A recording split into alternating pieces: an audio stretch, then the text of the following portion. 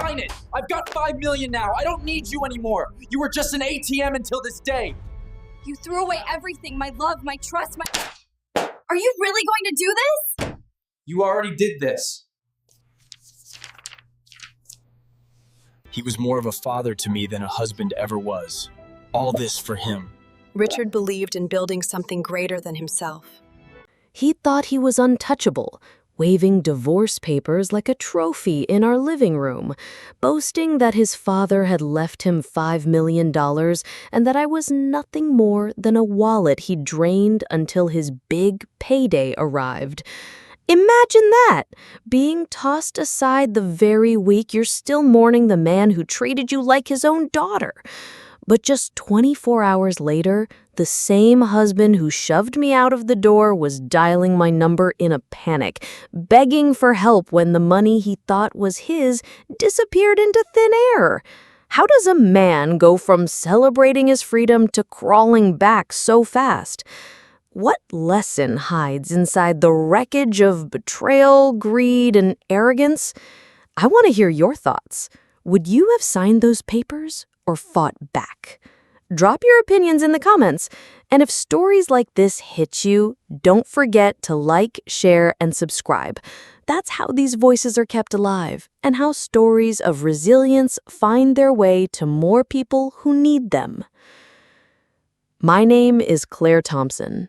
I'm 27, a single mom raising my little girl Lily in San Diego. And I never thought I'd be the kind of woman to get blindsided by a man I once believed in. That night, Mark, my husband, stood in front of me with a crooked grin that turned my stomach. He shoved a stack of papers toward me, his voice slick with triumph. "I don't need you anymore," he said. "Dad left me $5 million. You were just the safety net until now." His words hit harder than the papers themselves. I looked at Lily, her small hands clutching my sleeve, confused by the tension in the room. My chest burned, my throat ached, but my father-in-law's gentle voice seemed to echo inside me. "Stay calm, Claire." I took a shaky breath, grabbed the papers, and signed them without another word. My hand trembled, but my gaze never left Mark's smug face. "File them yourself," I whispered, "and send her things later." Then I gathered my daughter into my arms, pushed open the door, and stepped out into the damp night. The rain clung to our hair, the city lights blurred through the tears I refused to let fall. I walked away from the home I thought we'd built, from a marriage that had turned into a cage, carrying nothing but my child and a strange mix of heartbreak and release. I wasn't always this hardened. Just a few years earlier, I was 23, sitting on the floor of a hospital hallway with my arms wrapped around my knees, waiting for a doctor who never brought good news. My first husband, the father of my little girl, had been working a construction site when the scaffolding gave way. One phone call had split my life in two. He didn't make it. I remember clutching Lily's tiny hand as she asked, "Where's Daddy?" My voice cracked when I whispered, "Daddy's not coming home." It felt like the air had been sucked out of the room, grief pressing so heavy I could barely breathe. Nights became endless, with me staring at the ceiling, listening to the quiet hum of the refrigerator while my daughter slept. I'd wake up reaching for someone who wasn't there anymore. Between the insurance check and a severance settlement, I received $500,000, money I never wanted, money that tasted like iron every time I looked at it. My late husband's parents, gentle souls with silver hair and soft hands, refused to take a cent. "You'll need it for Lily," they said, pressing my hands closed around the check. I tried to share, to ease the guilt gnawing inside me, but they only shook their heads.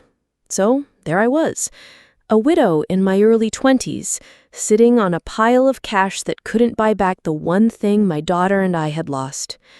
I kept working, long days as a sales assistant, long nights piecing together proposals, but every evening when I turned the key and stepped into that quiet apartment, it was just silence waiting for me.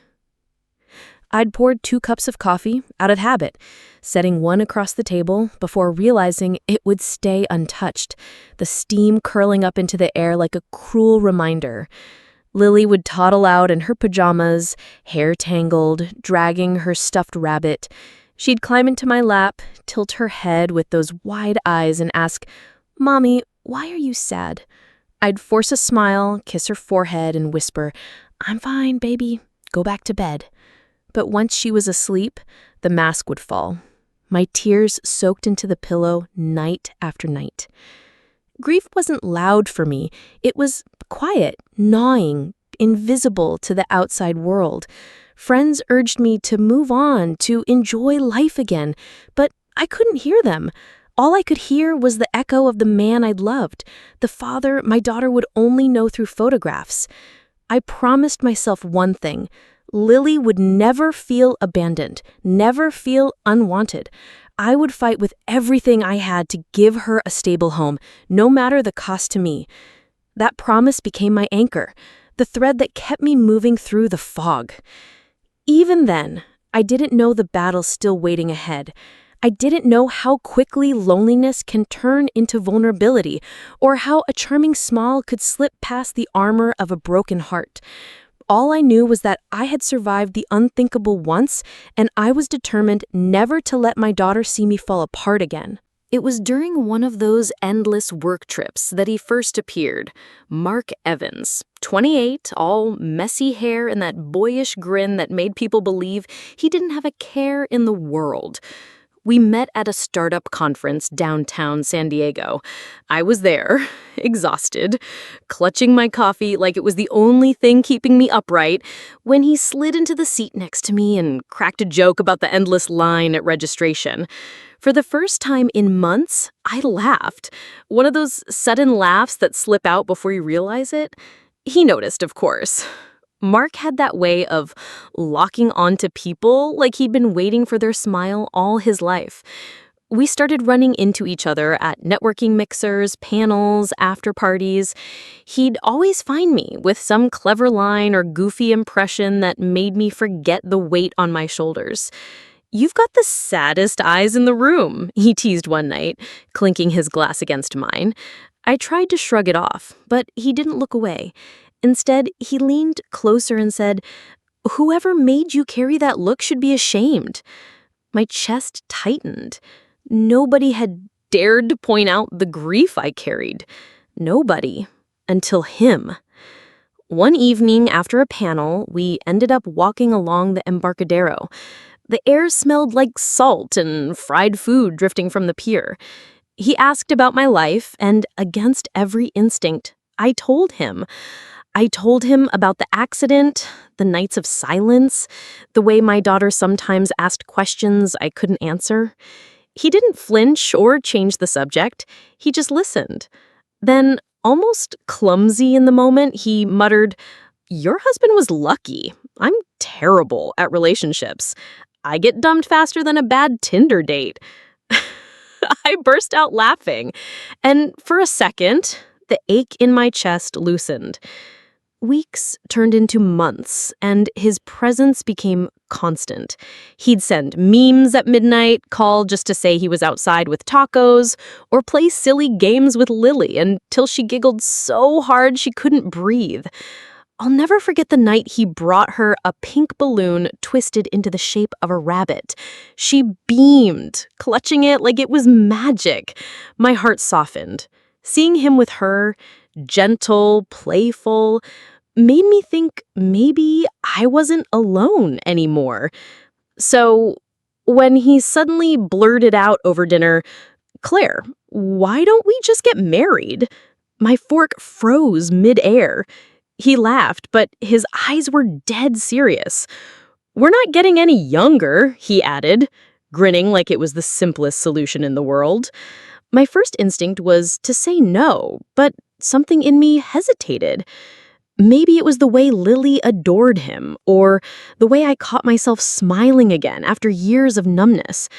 Against the quiet warnings in my chest, I whispered, "Okay, let's do it."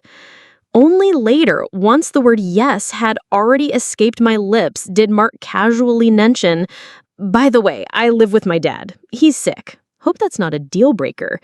My heart skipped. He'd never told me this before, but I swallowed hard, convincing myself it was just another hurdle. I didn't know it then, but that choice would change everything. Converting into Richard Evans's house felt like stepping into another world. The place sat on a quiet street in La Jolla, 3 stories of weathered stucco and glass that caught the Pacific light like it had been built for postcards. It wasn't flashy, not the kind of mansion you'd expect from a man with a real estate empire, but there was dignity in every corner. Cedar beams, old family photos, and a yard that smelled of rosemary and salt. I held Lily's hand tight as we walked up the path. She looked around with wide eyes, whispering, "Mommy, is this where we live now?" I forced a smile, even though nerves twisted my stomach. At first, Mark surprised me. He announced he'd quit his sales job to stay home, to take care of his father. "I've been a lousy son," he admitted one night while stacking plates after dinner. "It's time I step up." For a while, he did. He cooked simple meals, spaghetti with too much garlic, burgers that dripped juice down our wrists, and vacuumed while humming old rock songs. Lily thought he was hilarious, especially when he danced with the mop. I wanted to believe we'd found our rhythm. But good habits with Mark never lasted. Within weeks, the mop was abandoned in a corner, dinners turned into greasy takeout bags, and he sank into the couch like it was quicksand. I'd come home after long hours pitching software contracts to find him sprawled out, controller in hand, as Lily sat bored beside him. Dishes piled high in the sink, laundry sat damp in the washer, and the house grew heavy with neglect. When I reminded him of his promise, he rolled his eyes. "Relax, Claire, I've got Dad covered." Except it wasn't true. The real care fell on me. Richard, kind but frail, needed help with small tasks, steadying his steps, sorting his mail, even trimming the rose bushes he loved. Mark rarely noticed. And then one afternoon, I came home to a shiny cherry-red Mustang glistening in the driveway. My breath caught. "Whose car is that?" I asked. Mark didn't even glance up from the golf clubs he was polishing inside. "Mine. About time I treated myself." Later that night, I checked my bank app. $50,000 gone. Car, clubs, clothes, gadgets, all siphoned out of the savings I'd fought to protect for Lily. My chest burned. I slammed the statement down in front of him. "You can't just take my money." He barely flinched, sipping his beer. "What's the big deal? Dad's worth nutins. When he goes, we're set for life." I wanted to scream. The callousness in his voice, the way he spoke of his father's death like a payday, made me sick.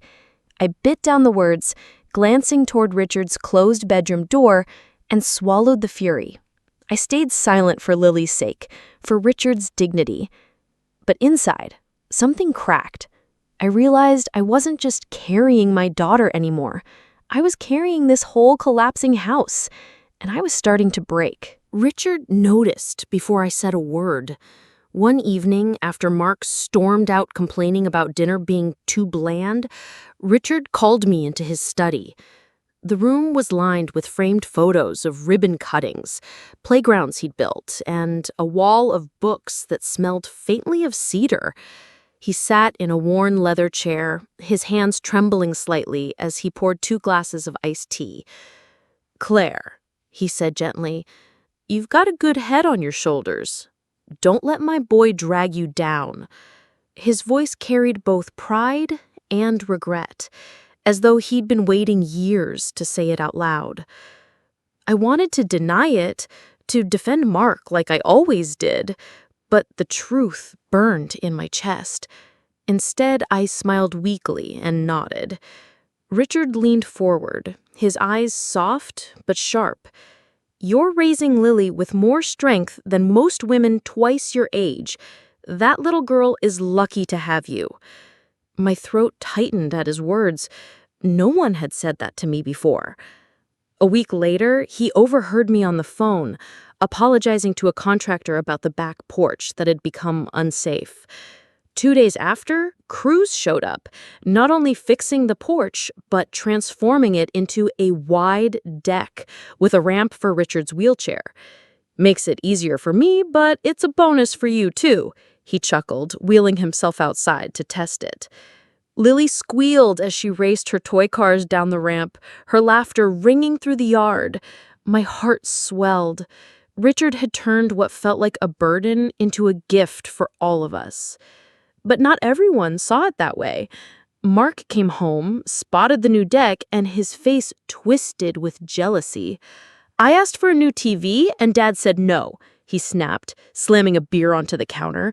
But you get a whole damn porch? Why is he spending money on you? His words dripped with bitterness. I tried to explain it was for Richard's mobility, not mine, but he stormed off, muttering curses under his breath. Later that night, Richard found me folding laundry in the guest room. He's always been this way, he admitted with a heavy sigh. My mother, she spent money like it grew on trees. I tried to teach him value, but it never stuck. His voice cracked, and for a moment, he wasn't the towering businessman I had heard about. He was just a tired father, grieving the man his son could have been. I laid a hand on his arm, unsure what to say, but he gave me a faint smile. Don't carry his mistakes on your back, Claire. You're already carrying enough. That night, after I tucked Lily into bed, I stood at the window, staring out at the shimmering lights of San Diego. Richard's words replayed in my mind.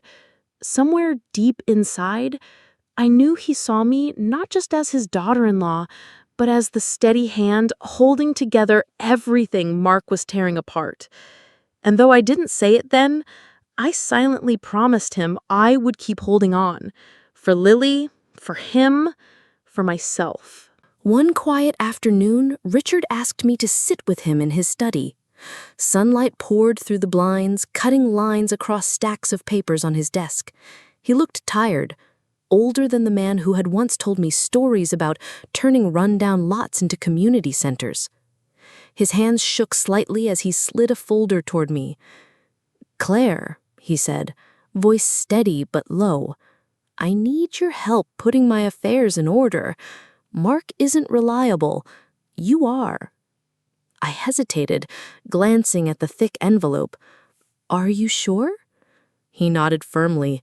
"I've seen the way you carry yourself. You'll understand."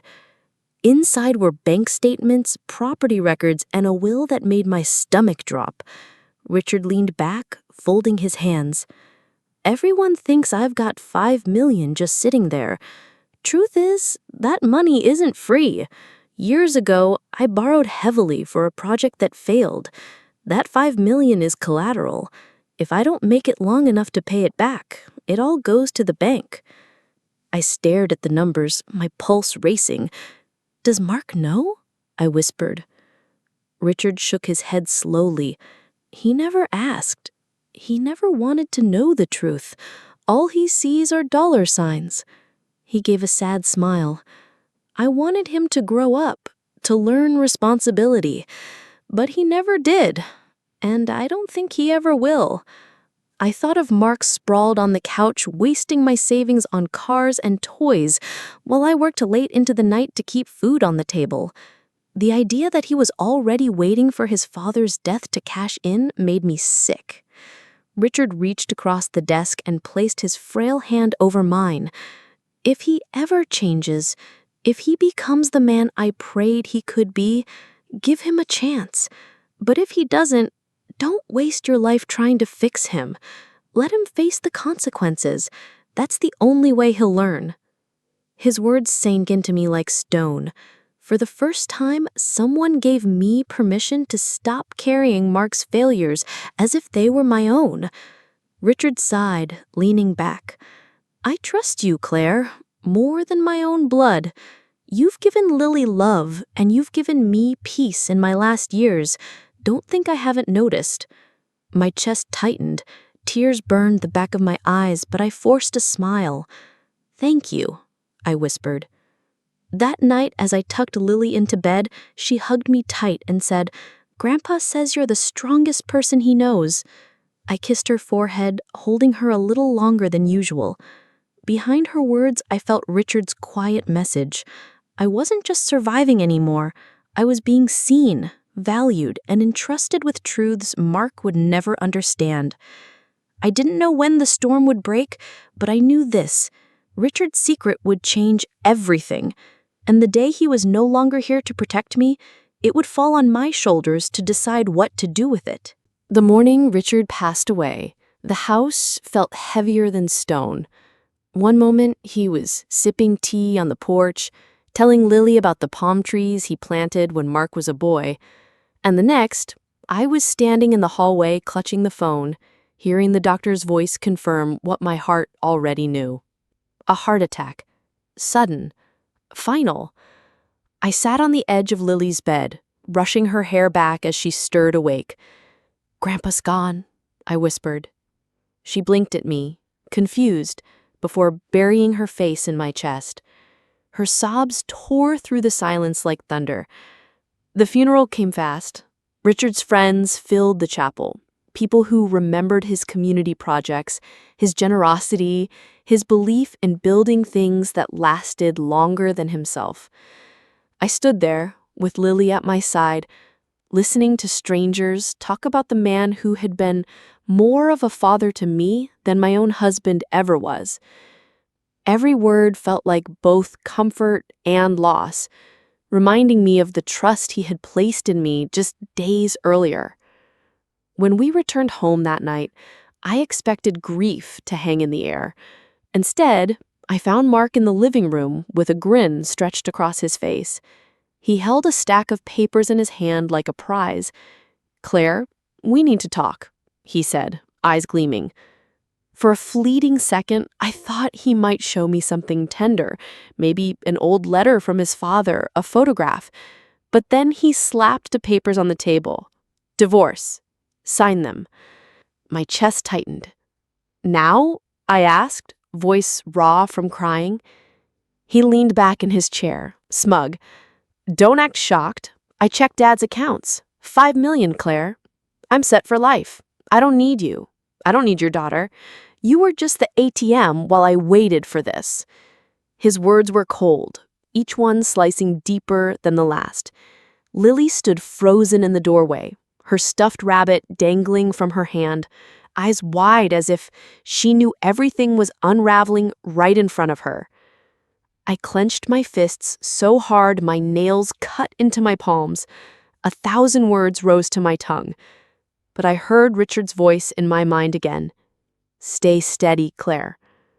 I forced myself to breathe, to stand tall in the wreckage of betrayal. Slowly, I reached for the papers. My hand trembled, but my gaze never broke from Mark's. With every stroke of the pen, the last illusion of our marriage dissolved.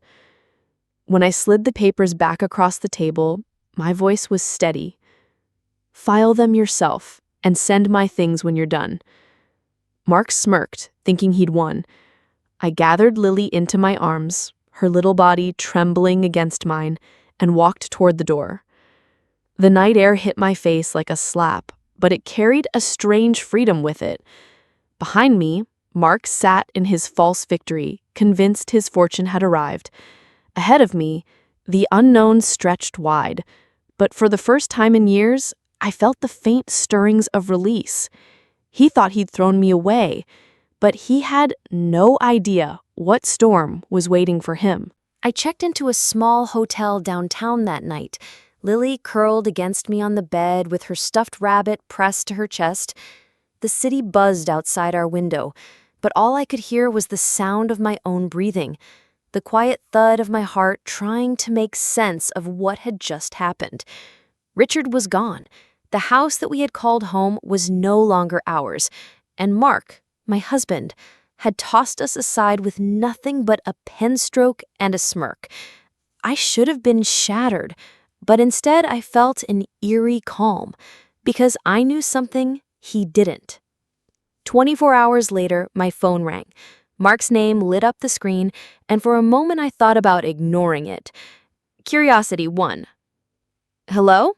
I said, keeping my voice steady. What came through the line was nothing like the man who had gloated in that living room. His voice cracked, frantic, like a child who'd lost his way. "Claire, what did you do?" he barked. "The account, it's locked. They're telling me the $5 million is gone, all of it." I leaned back against the headboard, watching Lily's chest rise and fall as she slept. "Calm down, Mark," I said. "Tell me exactly what they told you." He was practically hyperventilating. "They said the funds are tied up, that it's collateral or some crap." "Collateral? What the hell does that even mean?" I closed my eyes, remembering Richard's trembling hand sliding those documents across his desk. I had carried the truth ever since. "It means that money was never yours. Your father used it to secure a loan. It wasn't sitting there for you to burn through. The bank has it now. It's gone." Silence. Then a choked whisper. "So what's left?" I took a breath. $75,000. That's your inheritance. That's all." For a long moment, nothing. Then his voice broke into a scream. $75,000? Are you kidding me? I already spent more than that thinking I'd be swimming in millions. This can't be happening.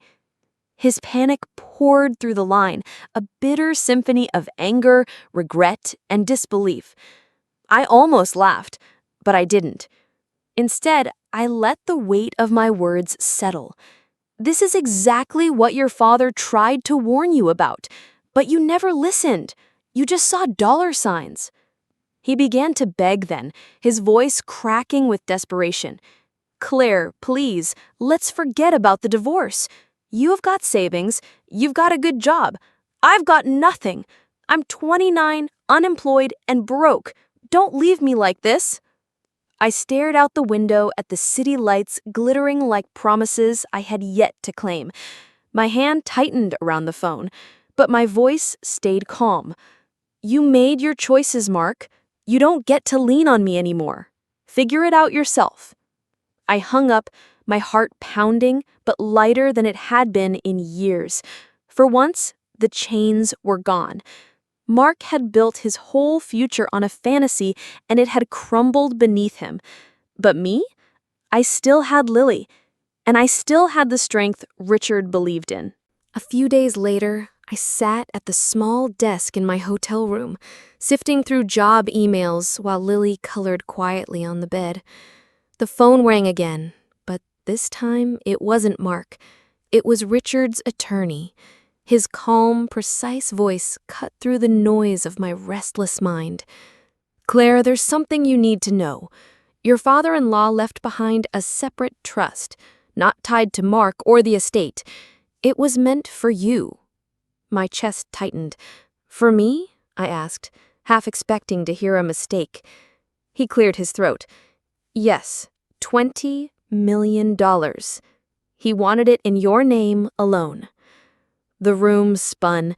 I gripped the edge of the desk just to steady myself. 20 million.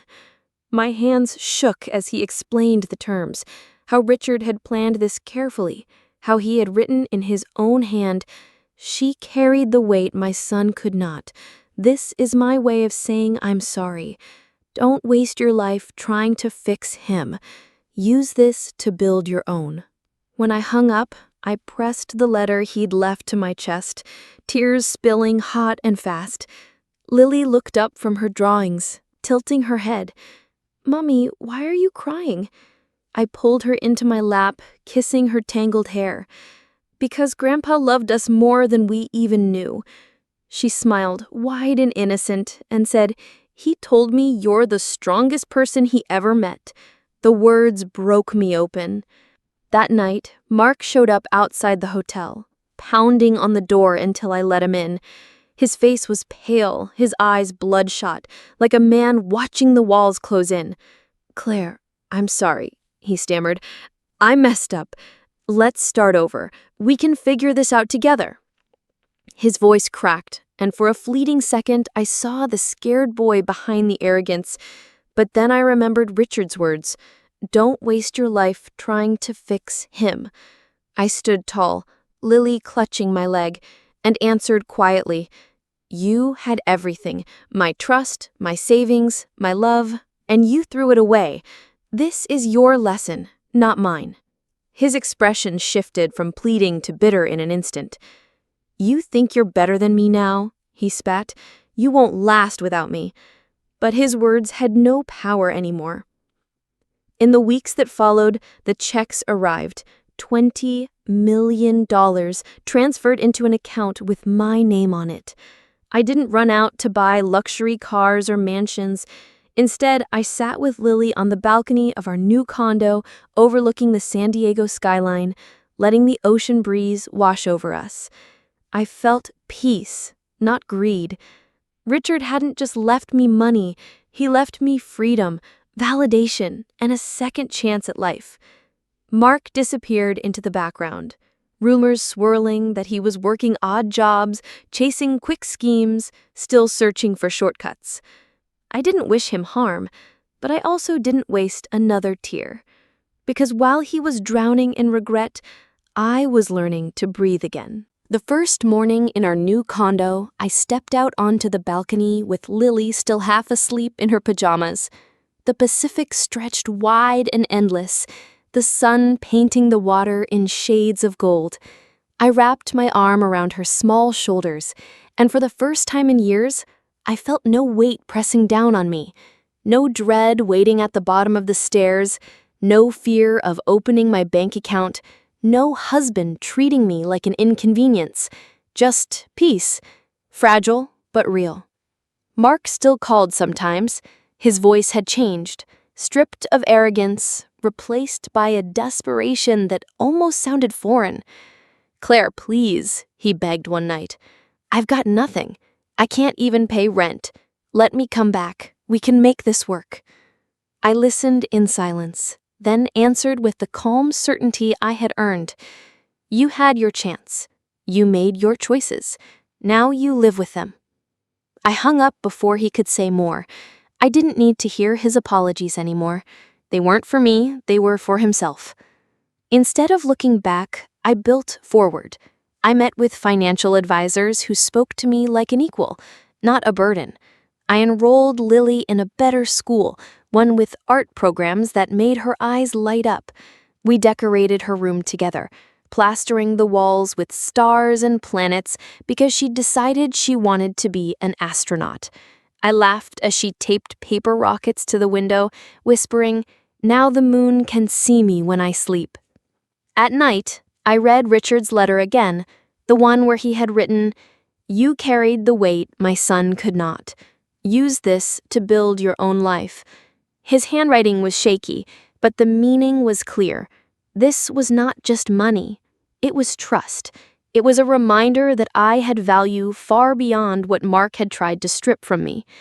Each time I looked at that letter, I promised myself I would honor it, not with extravagance, but with intention. And slowly I began to heal.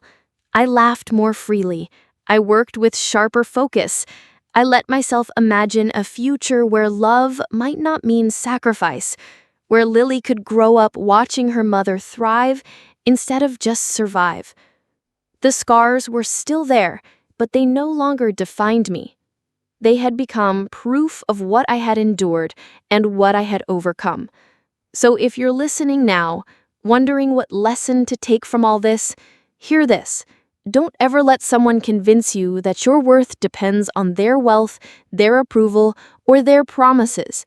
Don't carry someone else's failures until you break.